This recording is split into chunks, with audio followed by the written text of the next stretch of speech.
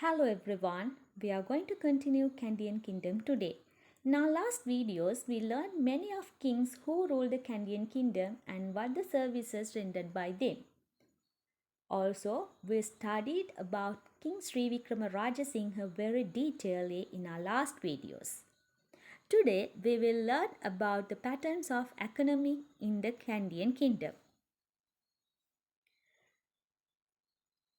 Agriculture, trade and industries are going to be discussed today session. Agriculture. The agriculture-based economic pattern which had been the traditional livelihood of Sri Lankans prevailed in the Kandyan kingdom too.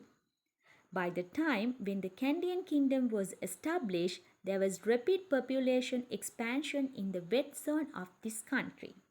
But as the wet zone received ample rain through the year, there was no requirement of constructing the tank and anicuttes for storing water. As the area in Kandy are mostly hilly, terrace cultivation, which was done using rainwater, was very common. Trade. There was both internal and external trade during the Kandyan kingdom. Products from the coastal areas were traded to upcountry areas and those from the upcountry areas were traded to low country areas. Money was used but barter system still continued. External trade during the Kandyan kingdom was done under the monopoly of the king. The king maintained trade relationship through coastal areas with Europeans and there also were trade relationship between India. These are the goods and animals that were exported. Cinnamon, pepper, areca nut, ivory, elephant, gem and pearls, betel, cardamom, cloves, nutmeg, beeswax. These goods and animals that were imported. Horses, ceramic wares, textile, claywares, perfumes and dried fish. Industries. In addition to agriculture and trade, industry too had been given a prominent place in the economic history of Kandyan kingdom. Industrial product and goods that were required for most of activities of the Kandyan kingdom were produced within this country itself. There were separate group of craftsmen of each industry. Each industry is based on their caste. These castes had been maintained technology related to their crafts from generation to generation over a long period. Clay, copper, brass, iron, metals were examples for industries. Leader had been appointed to give leadership to each groups.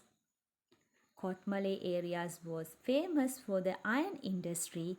Dumbara area was famous for the reed products. Social system in the Kandyan kingdom. In the rural society of Kandyan kingdom, village was a self-sufficient unit. A separate village had been established for each caste or craft guide. Majority of the people in the kingdom were farmers.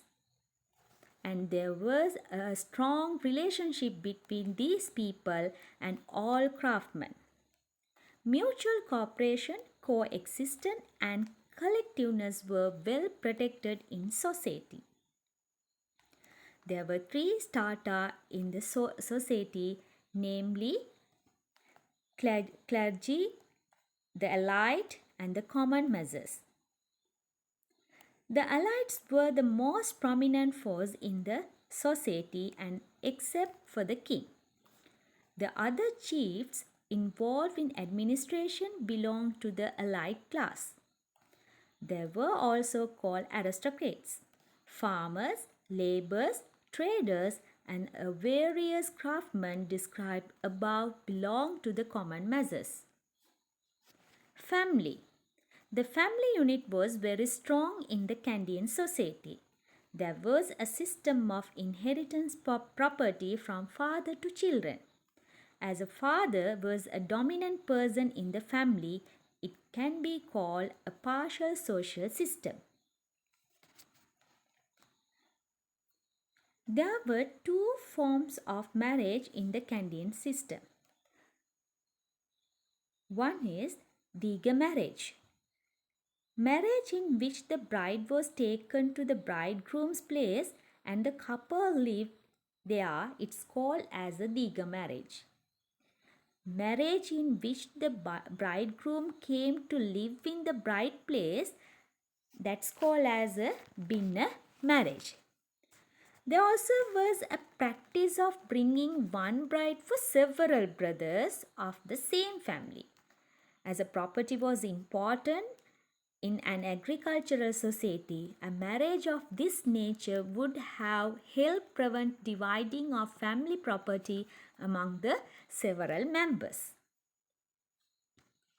We'll see architecture and arts and craft of the Kandyan kingdom.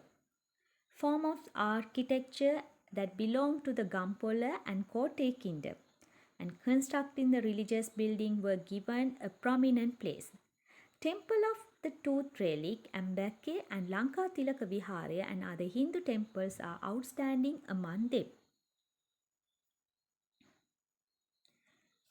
Painting of Kandyan era. Painting was used in Kandyan era as a medium of transferring the core principles of Buddhism to people. There were several key features of painting belong to that era. First one, painting have been created in a way that they can be admired by everybody irrespective of their level of education. Walls have been divided into columns and a long narrative style has been used presenting a story step by step. A relevant caption has been written below each pictures. Blank spaces have been painted with floral designs. Proportionality of animal, plant and the human figures has been neglected. Traditional colors had been prepared using plants and minerals and overuse of red color can be noticed. That is called in Kandyan picture, it's called as a Patikada Rupa or Patikada Chitraya. And Jataka stories such as Vesantara Jataka, Damsonda Jataka and Telapatta Jataka have been commonly depicted through the paintings. Also, painting belonging to the Kandyan era can be seen even today at temples such as Dambulla Vihara and the Degal Dorua Vihara and temple of Scared Tooth Relic and the Mulgirigala Vihara. We can be seen the pictures of belongs to the Kandyan era. Thank you for watching this video. Have a nice day.